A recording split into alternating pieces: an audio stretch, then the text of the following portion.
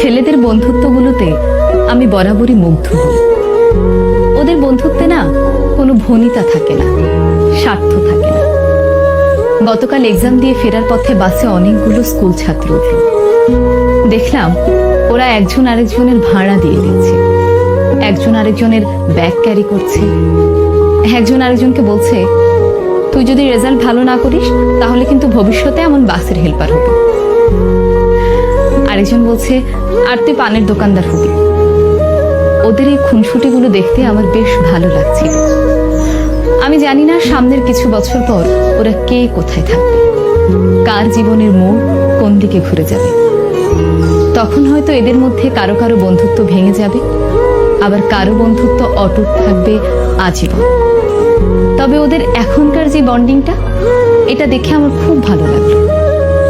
ওরাও হয়তো একটা সময় পর এই সময়টাকে অনেক মিস করবে। তবে যে যাই বলুক না কেন, ছেলেদের বন্ধুত্বগুলো অদ্ভুত রকমের সুন্দর হয়।